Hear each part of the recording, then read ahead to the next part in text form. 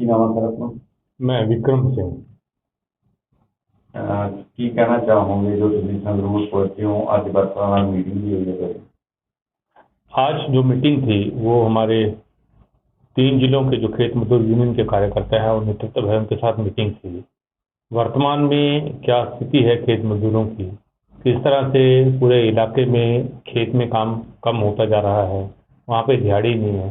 जो मुख्य काम मनरेगा है, मनरेगा भी लोगों को मिल नहीं रहा है और भयंकर उसमें करप्शन है।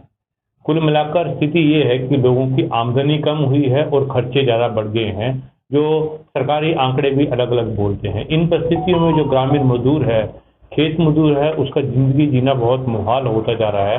और हमारी सरकारें जो विशेष तौर पे केंद्र की भाजपा सरकार है, जो कारपोरेट हिंदुत्व गठजोड़ से जो चल रही है, उसकी नज़र में आम इंसान का जीवन की कोई अहमियत है नहीं।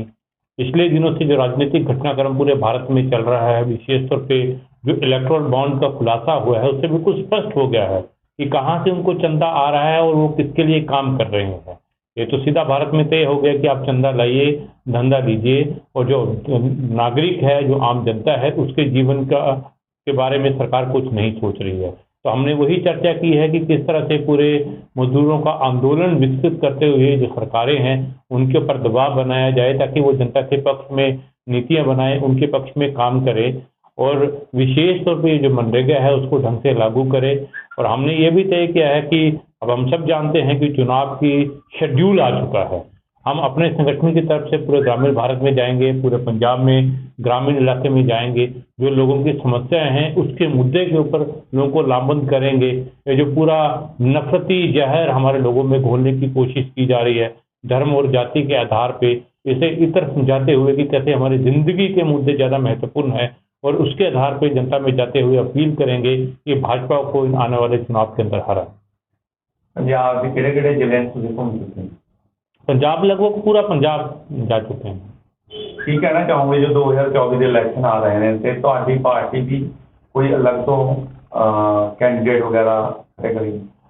पार्टी तो communist party of India Marxist के जो आगू हैं वो आपको बताएंगे, पर हमारी समझ ये है कि इस समय पूरे भारत के अंदर सबसे ज़्यादा महत्वपूर्ण है भाजपा को हराना। क्योंकि अगर हमने संविधान को बचाना है, देश को बचाना है, जमहूरियत को बचाना है, अब तो भाजपा के नेता खुले तौर पर बोलना शुरू कर दिए हैं कि हम 24 जीतने के बाद संविधान को बदलेंगे। वो संविधान जो समानता देता है, सबको जीने का हक देता है, उसको बदलेंगे। तो उसको हराना है, वो सबसे बड़ी प्रायोरिटी है।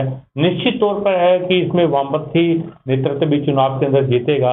और हम सब जानते हैं कि अगर सांप्रदायिकता से गैर समझौता के साथ कोई पूरे भारत के अंदर लड़ सकता है, तो वो जो आपका वामपंथी आंदोलन है और उसमें भी communist party of India Marxist के जो आगू है वो उसका नेतृत्व करते हैं। तो वहाँ पर जो जहाँ पर उनके उम्मीदवार आएंगे वहाँ पर उनके समर्थन के अंदर काम करेंगे।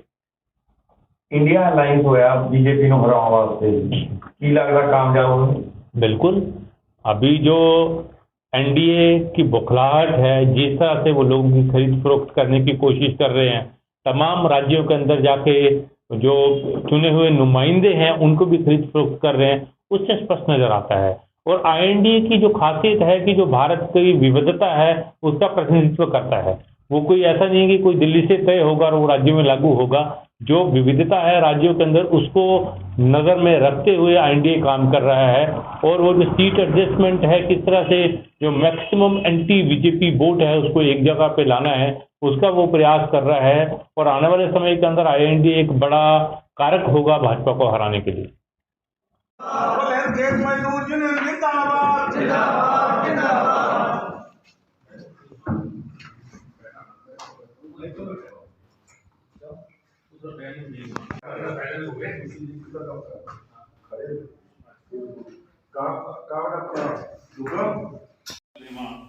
तो सपना देखते देखते लोगों से मिलना, उनका घर देखना, और आज उस पंजाब में हो, ये संगरूर जो मजबूत एरिया रहने की जरूरत नहीं है कि वामपंथी और प्रगतिशील आंदोलन की क्या जरूरत है।